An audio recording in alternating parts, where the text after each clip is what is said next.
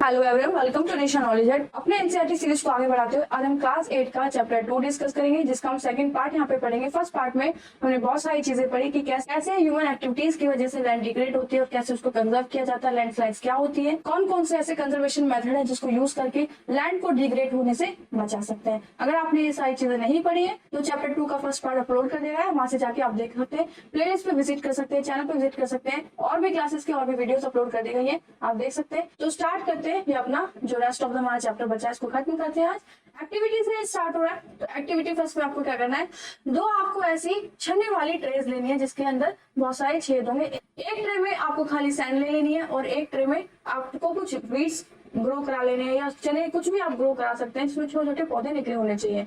जब आप ऊपर से इन दोनों में पानी डालेंगे तो आप देखेंगे जो ए वाली ट्रे है जिसमें सिर्फ सैंड थी, उसमें ज्यादा आपकी सैंड नीचे आ गई है, इंस्टेड ऑफ जो सैंड आपकी दूसरी वाली ट्रे में थी जिसमें छोटे छोटे पौधे ग्रो थे, वहां से बहुत कम पानी नीचे वापस आ रहा है, निकल रहा है। तो आप ये देख सकते हैं कि किस तरह से पौधे सॉइल को, वाटर को होल्ड करके रखते हैं। वाटर पढ़ते, water is a vital renewable resource. तो वाटर क्या है, एक बहुत ज्यादा प्रीशियस रिन्यूएबल नेचुरल रिसोर्स है जो नेचर से हमें मिला, जो रिन्यू होता जा रहा है। रिन्यू कैसे हो रहा है कि वो एक साइकिल में ट्रैप है, जो कि पानी हम यूज कर रहे हैं लैंड सरफेस पे जो अवेलेबल है वही बार बार रिन्यू होता है एटमॉस्फेयर में जाके, और प्रेसिपिटेशन से वो वापस आ जाता है। ये सारी चीजें हमने प्रीवियस चैप्टर में डिस्कस कर रखी है। 3/4 जो लैंड सरफेस है वो कवर है वाटर से। It is therefore appropriate for the water planet. इसलिए हम क्या कहते हैं, जो आज क्या है, वाटर प्लेनेट है। It was a primitive ocean that life begins almost 3.5 billion years back. तो ये एक ऐसा प्रिमिटिव ओशन है जिसमें 3.5 बिलियन ईयर से लाइफ रह रही है या फिर सरवाइव कर रही है। ओशंस में भी लाइफ होती है, अर्थ सरफेस में भी लाइफ होती है। तो ये भी कह सकते हैं कि वाटर इक्वल्स टू लाइफ।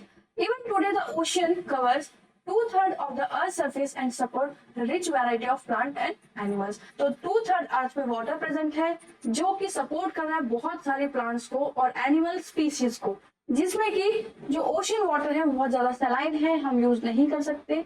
हमने अपने प्रीवियस चैप्टर्स की और प्रीवियस क्लासेस की एक्टिविटीज में भी देखा कि हमारी जो अर्थ है उस पे 2 लीटर पानी है, जो हमने प्रीवियस चैप्टर में पढ़ा कि 2 लीटर पानी है पूरी अर्थ पे, जिसमें से 12 स्पून है फ्रेश वाटर के लिए और जिसमें से सिर्फ 1 स्पून ही बचता है रिवर्स के लिए, जो कि फ्रेश वाटर रिसोर्सेज है। तो वही चीज यहाँ पे बताइए कि बहुत सारा पानी कहाँ पर है, ओशंस में है, जो कि सलाइन है, जो कि हमारे यूज के लिए नहीं है। फ्रेश वाटर है सिर्फ 2.7% पूरी अर्थ पे, और 70% जो फ्रेश वाटर है वो कहाँ पे ट्रैप है, आइस शीट्स में, ग्लेशियर्स में। उसको भी हम यूज नहीं कर पाएंगे। और ये ग्लेशियर्स कहाँ पे, अंटार्कटिका, ग्रीनलैंड, ये एक माउंटेन रीजन है जिसमें सिर्फ आपको चारों तरफ बर्फ ही बर्फ दिखाई देंगी। Due to their location they are इनएसेसिबल।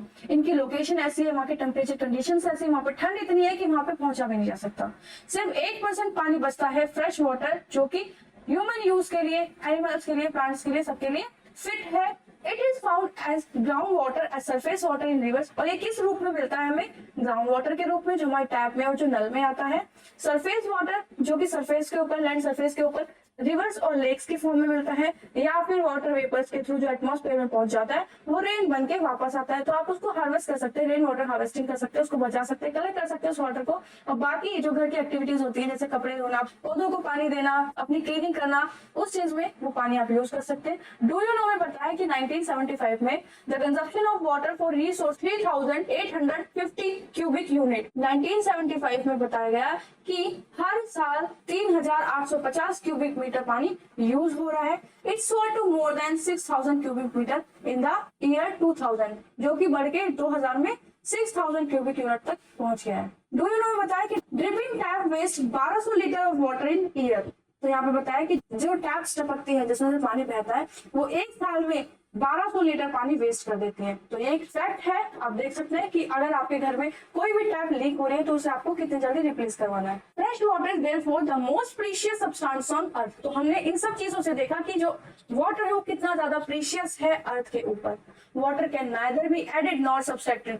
अर्थ के ऊपर जितना भी पानी वो ना तो कभी घट सकता है ना ही कभी बढ़ सकता है, वो एक कांस्टेंट अमाउंट में प्रेजेंट है, जो कि रिमेन रहता है, सिर्फ उतनी ही अमाउंट उसकी रहती है। बहुत अबंडेंस है वाटर अर्थ के ऊपर, वो कंटिन्यू वाटर साइकिल में मूव होता रहता है, ओशियंस, एयर, लैंड, और फिर वापस एटमॉस्फेयर से लैंड पे आ जाता है। तो एक प्रोसेस होता है, इसी प्रोसेस में वाटर साइकिल घूमती रहती है। अगर आपने वाटर साइकिल नहीं पढ़ी तो प्रीवियस चैप्टर की लिस्ट में आप जाके देख सकते हैं। इस प्रोसेस में इवापोरेशन होता है। इवापोरेशन मतलब भाप बन के पानी उड़ जाता है रिवर से, ओशन से, और जो नाले होते हैं उनसे, और जो बारिश का पानी भर जाता है रोड पे, वो जो गायब हो जाता है वो इवापोरेशन की वजह से ही होता है। प्रेसिपिटेशन मतलब जो बारिश आती है। This as you already know is referred to as water cycle, तो हमने ये पहले पढ़ लिया। Human use huge amount of water not only for drinking washing, जो humans होते हैं वो पानी को बहुत huge amount में यूज करते हैं, बहुत ज्यादा जरूरत होती है उनको पानी की, सिर्फ पीने के लिए या फिर वॉशिंग्स में नहीं, बल्कि इंडस्ट्रीज में, एग्रीकल्चर एक्टिविटीज में, इलेक्ट्रिसिटी बनाने के लिए, रिजर्वेयर्स में, डैम्स में, इन सब चीजों में ह्यूमन को जरूरत पड़ती है, वो यूज करते हैं वाटर को।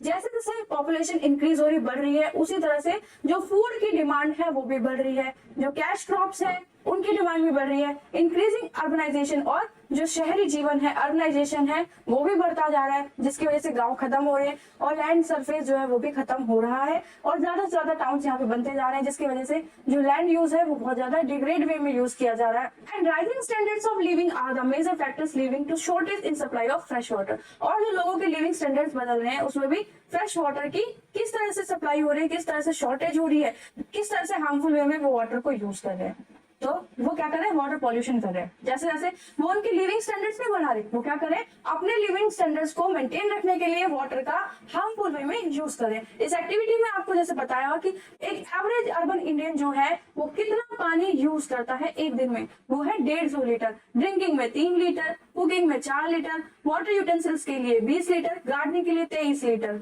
और ये भी उसको कम पड़ जाता है। तो यहाँ से आप देखेंगे कि कितने ह्यूज अमाउंट में पानी का डेली लाइफ में एक सिंगल पर्सन यूज कर रहा है। और जहाँ पे पानी नहीं होता वहां के लोगों को कितनी दिक्कत होती है, वहां तो इतना 150 लीटर पानी एक पर्सन को नहीं मिलता, वहां तो हो सकता है ये 150 लीटर पूरे गांव के लिए हो। तो आपको ये सारी चीजें ध्यान रखे, उन लोगों के बारे में ध्यान रखे, पानी को यूज करना है। Problems of water availability, water की अवेलेबिलिटी के लिए क्या क्या प्रॉब्लम है। स्कार्सिटी है वाटर की बहुत सारे रीजन में पूरे वर्ल्ड में, जैसे कि Africa, West Asia, South Asia और यूएसए के वेस्टर्न पार्ट में, नॉर्थ वेस्ट मैक्सिको में, साउथ अमेरिका के पार्ट्स में और पूरे ऑस्ट्रेलिया में इस पानी की शॉर्टेज को महसूस किया जाता है। वहाँ फ्रेश वाटर की बहुत ज्यादा कमी है। जो कंट्रीज क्लाइमेटिक जोन्स में होती हैं are most susceptible to droughts, वहाँ पे इतना ज्यादा सूखा है पानी का, इतनी ज्यादा वहाँ पे पानी की स्कार्सिटी है कि वहाँ पे पीने के लिए भी पानी नहीं मिलता, वहाँ पे ड्रॉट्स आ जाती हैं। Does the water shortage may be consequence of variation in seasonal और annual precipitation or the scarcity is caused। तो वाटर शॉर्टेज का एक और कॉन्सिक्वेंस सामने आता है, वो ये कि जो प्रेसिपिटेशन होता है, जो बारिश का जो फिनोमेना होता है अर्थ के ऊपर, वो बहुत अनइवन होता है, क्योंकि बारिश का जो पानी है वो भी हमारा ग्राउंड वाटर को डिस्चार्ज करता है, एक साफ पानी का सोर्स होता है, जिसकी वजह से जहाँ पे बारिश कम आती है वहाँ पे पानी की कमी होती है। और जो ओवर एक्सप्लॉइट किया जा रहा है और कंटामिनेट किया जा रहा है वाटर रिसोर्स का, ये भी एक क्या है, एक फैक्टर है जिससे वाटर की अवेलेबिलिटी में इफेक्ट होता है। तो वाटर को आप कंजर्व कैसे करेंगे, ये एक रिसोर्स है, जैसे हमने सॉइल को कंजर्व किया, आपको वाटर को भी ऐसे कंजर्व करना है। क्या करना है, clean and educate water source major problem facing the world today. जहां पर साफ पानी पाया जाता है सबसे ज्यादा प्रॉब्लम उन्हीं को फेस करनी पड़े, उन्हीं सोर्सेज को फेस करनी पड़े। जैसे नदी में क्या करते हैं, इंडस्ट्रियल वेस्ट जो होते हैं, केमिकल्स होते हैं, उनको डिस्चार्ज किया जाता है, जिसकी वजह से पॉल्यूटेड होती है नदियां। जो टाउन्स और सिटीज का जो वेस्ट होता है वो भी नदियों में फेंका जाता है, जिससे वाटर पॉल्यूशन होता है। मतलब जो साफ पानी के आपके रिसोर्सेज है वो भी आप खुद ही गंदा कर रहे हैं, ठीक है। तो जो साफ वाटर की कमी है अर्थ के ऊपर, या जो साफ वाटर के रिसोर्सेज है जिसको हम खराब कर रहे हैं, तो इसके लिए हम ही रिस्पॉन्सिबल है, तो इसे हमें ही ठीक करना है। Even though water is renewable resource, जैसे कि हमें पता है वाटर एक रिन्यूएबल रिसोर्सेज है, लेकिन अगर हम उसका ओवर यूज करेंगे उससे भी ये सारी चीजें अफेक्ट होती है, जो कि हमारे लिए अनफिट है, हमारी हेल्थ के लिए अनफिट है, उसको हम यूज नहीं कर सकते। जो भी केमिकल वाटर है वो हमारे लिए सबके लिए हार्मफुल होगा, ना तो प्लांट्स के लिए यूज होगा, ना एनिमल्स के लिए, ह्यूमन बींग्स के लिए। तो डिस्चार्ज ऑफ अनट्रीटेड और partially treated sewage agriculture chemicals, अब यहाँ पे क्या लिखा है, ये सारा जो डिस्चार्ज होता है केमिकल इंडस्ट्रीज का, तो वो क्या करते हैं, अपने केमिकल वेस्ट को बिना ट्रीट किए, उसको बिना न्यूट्रलाइज किए रिवर्स में छोड़ देते हैं, जिसकी वजह से वाटर पॉल्यूशन होता है। तो आपको क्या करना है, जितने भी लोगों के पास फैक्ट्रीज है जो केमिकल्स में काम करते हैं, उनको ट्रीट करके अपने सीवेजेस को वाटर रिसोर्सेज में छोड़ना है। कम से कम यूज करना है फर्टिलाइजर्स का, जिससे नाइट्रेट्स, मेटल्स और पेस्टिसाइड्स पानी में कम जा सके। Most of these chemicals are non biodegradable, बहुत सारे केमिकल्स होते हैं जो बायोडिग्रेड नहीं होते, जो खत्म नहीं होते और ह्यूमन बॉडी तक पहुंच जाते हैं, क्योंकि हम डेली टू डेली उस पानी को यूज कर रहे हैं, जिससे क्या होता है, बहुत सारी बीमारियां फैलती हैं। Water pollution can control by treating these. Water pollution आप कम कर सकते हैं अगर आप इन केमिकल्स को ट्रीट करके वाटर बॉडीज में छोड़ेंगे। फॉरेस्ट और वेजिटेशन जो होती है वो भी बहुत हेल्प करती है जो ग्राउंड वाटर है उसको डिस्चार्ज करने में, और जो रन ऑफ होता है ज्यादा से ज्यादा सॉइल को और पानी का उसको स्लो करने में। वाटर हार्वेस्टिंग एक अनदर मेथड है जिससे आप इस रिसोर्स को बचा सकते हैं। कैनाल्स यूज किए जाए इरिगेशन के लिए, और जो पानी का लॉस होता है एग्रीकल्चर एक्टिविटीज में उसको कम किया जाए। सीपेज के थ्रू एग्रीकल्चर एक्टिविटीज की जाए। स्प्रिंकलर्स यूज किए जाए इरिगेशन के। स्प्रिंकल देखिए क्या है, ये पाइप के थ्रू आपको पूरी जो एग्रीकल्चर लैंड है उसमें पानी कैसे पहुंचाया जा रहा है। इंस्टेड ऑफ उसमें आप पानी भर के छोड़ दें तो उससे क्या होगा, बहुत सारा पानी ऐसे बह जाता है, लेकिन जितने अमाउंट में प्लांट्स को पानी चाहिए उतना यहाँ पे पहुंचाया जाएगा। एक और ऐसी एक्टिविटी होती है जिसको बोलते हैं ड्रिप इरिगेशन सिस्टम। उसमें क्या होता है, ऐसे ही पाइप लगा दिए जाते हैं खेतों के अंदर, फील्ड्स के अंदर, और उनमें छेद कर दिया जाता है, जिससे क्या होता है कि पानी इन छेद से, इन होल से बाहर आ रहा होता है और जो आपकी क्रॉप है उनके रूट्स तक जा रहा होता है। इससे भी बहुत ज्यादा कम लॉस होता है पानी का, क्योंकि ड्रिप बाय ड्रिप एक एक बूंद बूंद करके वो पानी निकल रहा होता है। In dry region with high rates of evaporation, जो ड्राई रीजन है वहाँ पे इवापोरेशन का रेट बहुत ज्यादा होता है, तो ड्रिपिंग सिस्टम और ट्रिकल सिस्टम वहाँ पे यूज किया जाना चाहिए इरिगेशन के लिए। तो valuable water resource can therefore B conserve. ठीक है, तो यहाँ पे बताया डू यू नो में कि रेन वाटर हार्वेस्टिंग वो प्रोसेस है जिसमें आप क्या करेंगे, कलेक्ट करेंगे रेन वाटर को, उसको स्टोर करेंगे और फ्यूचर यूज के लिए उसको इस्तेमाल करेंगे। तो यहाँ पे बताया कि अगर 2 घंटे तक बारिश होती है तो 8000 लीटर पानी आप कंजर्व कर सकते हैं। Natural vegetation of wildlife. Some school children were visiting an exhibition of handicraft. तो जो स्कूल के बच्चे हैं वो एक एग्जीबिशन में जाते हैं जिसमें हैंडीक्राफ्ट, हाथों से बनी हुई चीजें वहाँ पे दिखाई जाएंगी। अलग अलग कंट्रीज से यहाँ पे लोग आए। तो मोना ने पिक किया है बैग और कहा है कि कितना सुंदर बैग है, ये जूट से बना हुआ, टीचर ने बताया। Do you see those baskets lamp, क्या आप देख रहे हो जो बास्केट लैम्प, ये चेयर जो बनी हुई है ये बैम्बूज और केन से बनी हुई है, जो कि ईस्टर्न और नॉर्थ ईस्टर्न पार्ट है इंडिया का, वहां पे बैम्बू ग्रो कराए जाते हैं जिससे ये सारी चीजें बनाई जाती है। जैसे ही बहुत ज्यादा एक्साइटेड है एक सिल्क स्कार्फ को देके, तो टीचर ने बताया कि जो सिल्क है वो मलबरी ट्री की लीव्स पे सिल्क वॉर्म होते हैं, उनसे ये बनाया जाता है। तो इस एक्टिविटी से ये बताया कि जो प्लांट्स है वो कितने सारे डिफरेंट वेज में डेली टू डेली लाइफ में प्रोडक्ट्स हमें प्रोवाइड कराते हैं, हमारी लाइफ को सपोर्ट करते हैं। तो natural vegetation and wild life exist only in a narrow zone of contact between the lithosphere, hydrosphere, atmosphere, जिसको हम क्या कहते हैं बायो। ये तीनों चीजें क्या होती है हमने चैप्टर में पहले डिस्कस किया हुआ है। तो नेचुरल वेजिटेशन वहीं पर पॉसिबल है जहाँ पे पानी होता है, जहाँ पे लैंड होती है, जहाँ पे हवा होती है। इस बायोस्फीयर में रहकर ही ये जो ह्यूमन बीइंग है, जो बाकी सारी लाइफ स्पीसीज है, वो एक दूसरे के साथ इंटरेक्ट करती है और इंटरडिपेंडेंट होती है, एक दूसरे के साथ सर्वाइव करते हैं, एक दूसरे की लाइफ को सपोर्ट करते हैं। इसी को क्या कहते हैं, इकोसिस्टम कहते हैं। Vegetation wildlife are valuable resource. Vegetation और वाइल्ड लाइफ में बहुत ज्यादा वैल्यूएबल रिसोर्स है। क्यों, वो हम आगे जानेंगे, क्यों ये हमारे लिए इतना जरूरी होती है, क्यों हमारे लिए इतने वैल्यूएबल है। जैसे कि प्लांट्स से हमें क्या मिलता है, टिम्बर मिलता है, शेल्टर मिलती है एनिमल्स के लिए, बहुत सारे animals, vast variety of animals यहाँ पे रहते हैं, ऑक्सीजन मिलती है, इन प्लांट्स से सॉइल प्रोटेक्टेड रहती है जिसमें बहुत सारी क्रॉप्स उगाई जाती हैं, एक शेल्टर बेड की तरह काम करते हैं जिससे अंडरग्राउंड वाटर जो है वो स्टोर होता है, फ्रूट्स मिलते हैं, नट्स मिलते हैं, लेटेक्स मिलता है, टर्पेटाइन ऑयल मिलता है, गम मिलते हैं, मेडिकल प्लांट्स मिलते हैं, पेपर इनसे बनता है जिससे हम पढ़ाई करते हैं, जिन पेपर पे हम पढ़ाई करते हैं वो इन्हीं को यूज करके बनता है। ऐसे बहुत सारे रिसोर्स हैं जिसको हम गिन भी नहीं सकते जो हमें प्लांट से ही मिल रहे हैं। Wild life includes animals, birds, insect, ये सारी चीजें भी बहुत ज्यादा हेल्प करती हैं एक दूसरे की लाइफ को सपोर्ट करने में। ये प्रोवाइड कराती है हमें मिल्क, मीट, हाइड्स, वूल, ये सारी चीजें हमें एनिमल से, बर्ड से, इंसेक्ट से मिलती है। इंसेक्ट जैसे कि बीज, जिससे हमें हनी मिलता है। पॉलिनेशंस में ये सारे इंसेक्ट हेल्प करते हैं जो कि प्लांट्स के लिए बहुत ज्यादा इंपॉर्टेंट है। डिकम्पोजर्स का ये रोल प्ले करते हैं इकोसिस्टम में। डिकम्पोजर्स क्या होता है कि जो भी डेड और डिकेइंग मैटर होता है उनको ये खा लेते हैं, साफ कर लेते हैं, जैसे कि वल्चर, जितनी भी डेड और डिकेइंग बॉडीज होती है फॉरेस्ट में उनको ये बिल्कुल साफ कर लेते हैं, उनको ये खा लेते हैं। तो ये एक तरह से इकोसिस्टम का कूड़ा साफ करने के लिए भी इनको कहा जाता है। The birds feed on insect, birds क्या करती है, इंसेक्ट्स खाती है जो कि एक डिकम्पोजर्स का काम करते हैं। Vulture due to its ability, जो उसकी फीड करने की एबिलिटी है वल्चर्स की, वो क्या करते हैं, लाइफ स्टॉक और स्क्वेंजर्स को क्या करते हैं, क्लीन करते हैं एनवायरमेंट से। तो जितने बड़े और छोटे एनिमल्स हैं वो बहुत ज्यादा हेल्प करते हैं इकोसिस्टम के बैलेंस को मेंटेन करने में। तो डू यू नो में बताया है कि डिक्लोफेनेक नाम की टैबलेट्स को यूज किया जा रहा था कैटल्स के लिए, जो कि वल्चर्स में पाई गई। वल्चर्स में कैसे पाई गई कि जो इकोसिस्टम में लाइफ साइकिल चलती है तो ये वल्चर्स उन कैटल्स को खाते थे, जिसकी वजह से वो डिक्लोफेनेक नाम की दवाई इनको अफेक्ट करी थी, इनकी किडनी फेल करी थी और बहुत सारे वल्चर्स इसकी वजह से मर रहे थे। डिस्ट्रीब्यूशन ऑफ नेचुरल रिसोर्सेज कैसा है पूरी अर्थ के ऊपर, ग्रोथ ऑफ वेजिटेशन डिपेंड करती है किसके ऊपर, टेम्परेचर और मॉइस्चर के ऊपर। जहां पर मॉइस्चर अच्छा होता है, टेम्परेचर फेवरेबल होता है, वहां पे बहुत सारी वेजिटेशन आपको पाई जाएंगी, बहुत सारे स्पीसीज के हॉटस्पॉट वहां पे हो जाएंगे।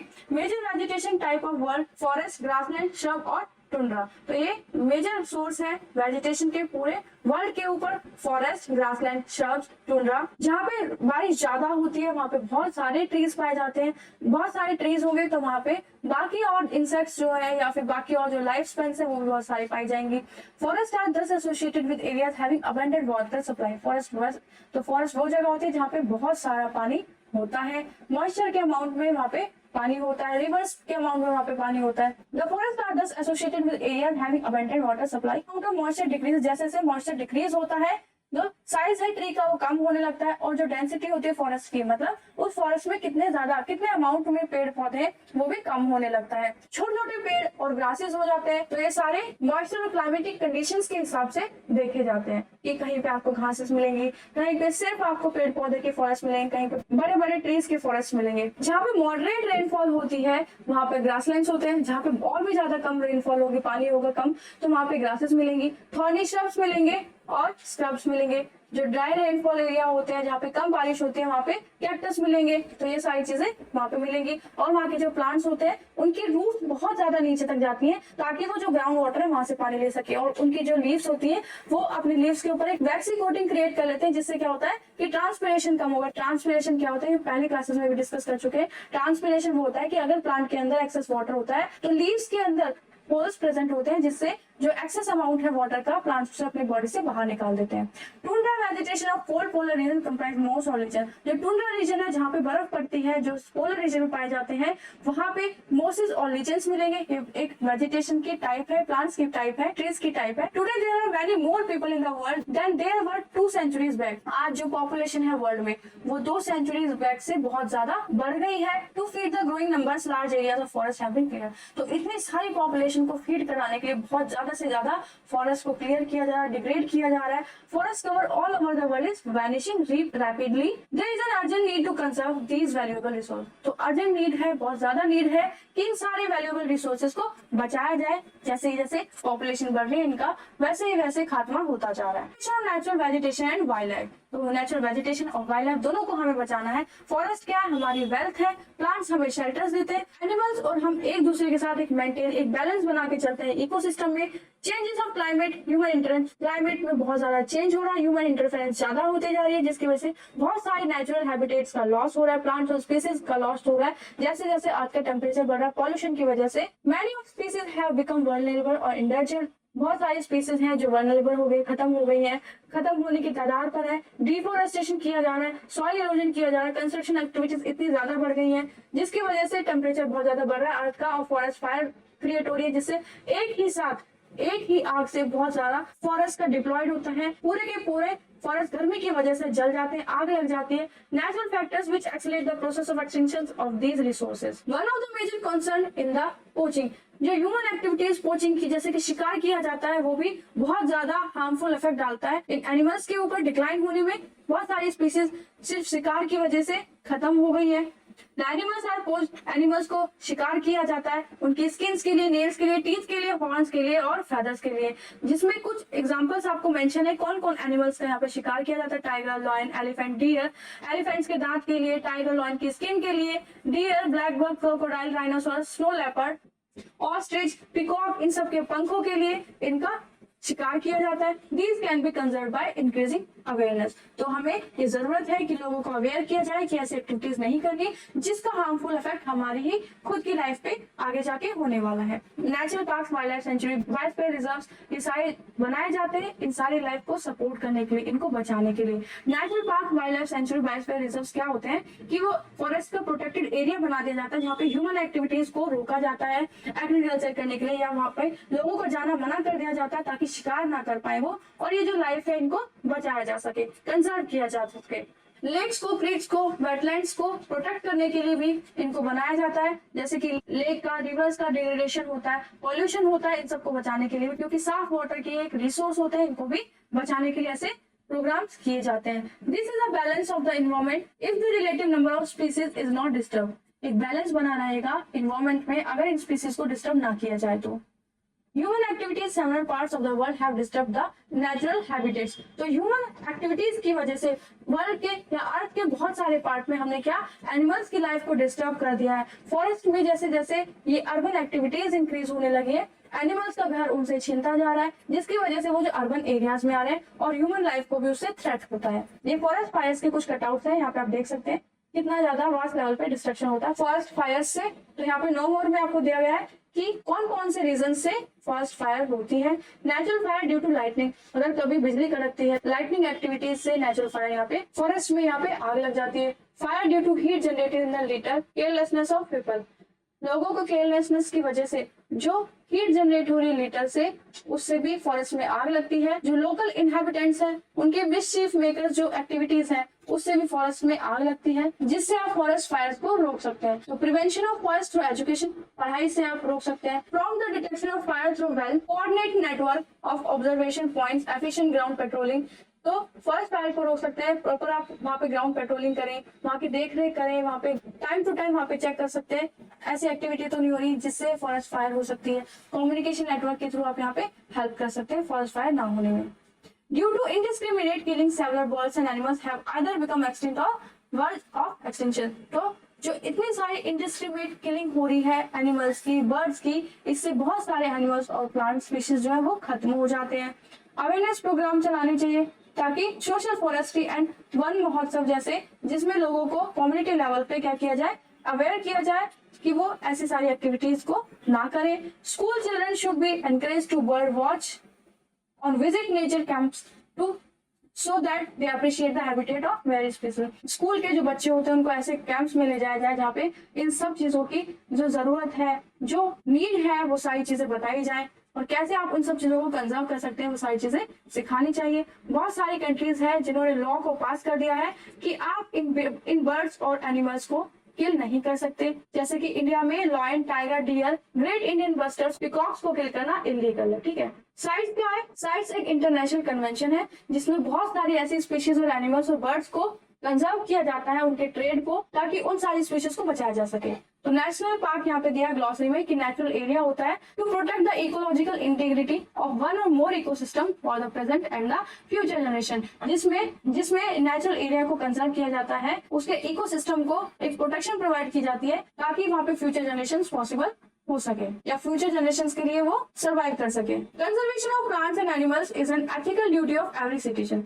हमारी हर सिटीजन की ये एक ड्यूटी होनी चाहिए कि हमें कंजर्व करना है प्लांट्स को और एनिमल्स को। बायोस्फीयर रिजर्व्स क्या होते हैं कि ऐसे बहुत सारे प्रोटेक्टेड एरियाज को बायोस्फीयर रिजर्व्स में इंक्लूड कर दिया जाता है, जिसमें इन सारी प्लांट्स और एनिमल्स को कंजर्व किया जाता है, जिसमें एक रिलेशन मिलेगा कंजर्वेशन का और डेवलपमेंट का कि एक तरफ हम कंजर्व भी कर रहे हैं और वो कंजर्व करने की वजह से अपने आप को डेवलप कर रहे हैं। कोई भी स्पीशीज हो सकती है वो जो उस फॉरेस्ट में पाई जाती हैं।